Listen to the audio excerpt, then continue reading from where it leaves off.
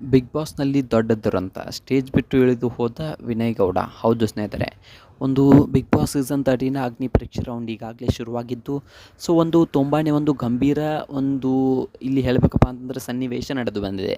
Big boss season 13 ಅಗ್ನಿ ಪರೀಕ್ಷೆಯಲ್ಲಿ ವಿನಯ್ ಗೌಡ ಅವರು ಒಂದು ವೇದಿಕೆ ಬಿಟ್ಟು ಇಳಿದು ಹೋಗಿದ್ದಾರೆ. ಸೊ ಯಾಕೆ, ಏನಾಯಿತು ವಿನಯ್ ಗೌಡ ಅವರಿಗೆ? ಯಾಕೆ ಒಂದು ವೇದಿಕೆಯನ್ನು ಬಿಟ್ಟು ಇಳಿದು ಹೋದರು? ಒಂದು ಕಂಟೆಸ್ಟೆಂಟ್ ಮಾತನಾಡಿದ ರೀತಿಯನ್ನು ನೋಡಿಬಿಟ್ಟು, ಆಯಿತು ನೀನೇ ಇರು, ಒಂದು ವೇದಿಕೆ ಮೇಲೆ ನಾನು ಹೋಗ್ತೀನಿ ಅನ್ನೋ ಮಾತನ್ನು ಹೇಳಿಬಿಟ್ಟು ವಿನಯ್ ಗೌಡ ಅವರೊಂದು ವೇದಿಕೆಯನ್ನು ತೊರೆದಿದ್ದಾರೆ. ಅಷ್ಟಕ್ಕೂ ಏನಾಯಿತು, ಯಾಕೆ ಈ ರೀತಿಯಾಗಿ ವಿನಯ್ ಗೌಡ ಅವರು ಮಾಡಿದರು, ಆ ಕಂಟೆಸ್ಟೆಂಟ್ ಮಾತನಾಡಿದ್ದಾದರೂ ಏನು, ಇದೆಲ್ಲದರ ಬಗ್ಗೆ ಸಂಪೂರ್ಣವಾದ ಮಾಹಿತಿಯನ್ನು ಈ ಒಂದು ವಿಡಿಯೋದಲ್ಲಿ ನಾನು ನಿಮಗೆ ತಿಳಿಸ್ಕೊಡ್ತೀನಿ.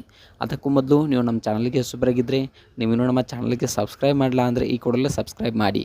ಹಾಗೆ ಒಂದು ಪಕ್ಕದಲ್ಲಿರೋ ಬೆಲ್ಲೈಕನನ್ನು ಪ್ರೆಸ್ ಮಾಡೋದ್ರ ಮೂಲಕ ನಮಗೆ ಸಪೋರ್ಟ್ ಮಾಡಿ. ಹಾಗಿದ್ರೆ ತಡ ಯಾಕೆ ಮಾಡೋದು, ಬನ್ನಿ ಸ್ನೇಹಿತರೆ ವಿಡಿಯೋನ ಸ್ಟಾರ್ಟ್ ಮಾಡೋಣ. ಇನ್ನು ಮೊಟ್ಟ ಮೊದಲನೇದಾಗಿ ಹೇಳಬೇಕಪ್ಪ ಅಂತಂದರೆ, ಬಿಗ್ ಬಾಸ್ ಸೀಸನ್ 13 ಅಗ್ನಿ ಪರೀಕ್ಷೆ ರೌಂಡ್ ಈಗಾಗಲೇ ಸ್ಟಾರ್ಟ್ ಆಗಿದೆ. ಸೊ ಎಲ್ಲ ಕಂಟೆಸ್ಟೆಂಟ್ಸ್ಗಳಿಗೂ ಒಂದೊಂದು ಟಾಸ್ಕನ್ನು ಕೊಡ್ತಿದ್ದಾರೆ, ಅದನ್ನು ಕಂಪ್ಲೀಟ್ ಮಾಡಬೇಕು. ಆ ಕಂಪ್ಲೀಟ್ ಆದರೆ ಅದರಲ್ಲಿ ಯಾರು ಆಯ್ಕೆ ಆಗ್ತಾರೋ ಅವರು ಬಿಗ್ ಬಾಸ್ ಮನೆಗೆ ಹೋಗ್ತಾರೆ ಅನ್ನೋದು ಇಲ್ಲಿನ ಟಾಸ್ಕ್ನ ಒಂದು ವಿಶೇಷ ರೀತಿಯಾಗಿದೆ. ಇನ್ನು ನೋಡಬೇಕಪ್ಪ ಅಂತಂದರೆ, ಹಲವಾರು ಬಿಗ್ ಬಾಸ್ ಸ್ಪರ್ಧಿಗಳು ತುಂಬಾ ಒಂದು ಟಾಸ್ಕ್ಗಳನ್ನು ಕಂಪ್ಲೀಟ್ ಮಾಡ್ತಾ ಇದ್ದಾರೆ. ಕಂಪ್ಲೀಟ್ ಮಾಡಿಬಿಟ್ಟು ಯಾವ ರೀತಿ ಅಂದರೆ ಮತ್ತೆ ಅವರವರೊಳಗಡೆ ಟಾಸ್ಕ್ ಕೊಡುವುದು, ಈ ರೀತಿಯಾದ ಒಂದು ವಿಶೇಷ ಟಾಸ್ಕ್ಗಳನ್ನು ಒಂದು ಬಿಗ್ ಬಾಸ್ ಸೀಸನ್ 13 ಅಗ್ನಿ ಪರೀಕ್ಷೆಯಲ್ಲಿ ಮಾಡ್ತಾ ಇದ್ದಾರೆ.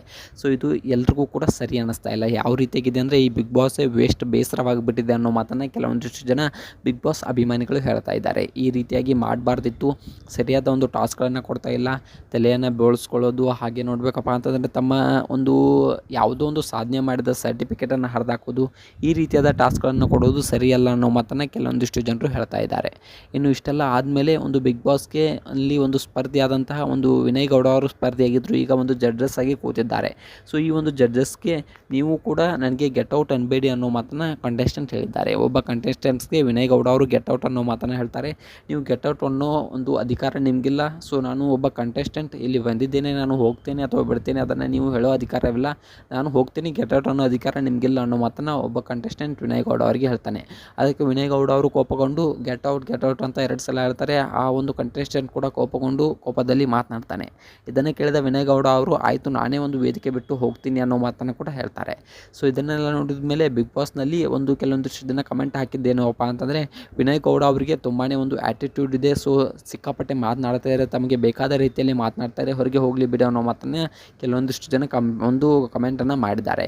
ಸೊ ವಿನಯ್ ಗೌಡ ಅವರು ಸರಿಯಾದ ಒಂದು ವ್ಯಕ್ತಿ ಅಲ್ಲ, ಅವರು ಅಲ್ಲಿ ಇರೋಕ್ಕೆ ಲಾಯಕ್ಕೆ ಇಲ್ಲ ಅನ್ನೋ ಮಾತನ್ನು ಈಗಾಗಲೇ ಒಬ್ಬ ಕಂಟೆಸ್ಟೆಂಟ್ ಹೇಳಿದ್ದಾರೆ.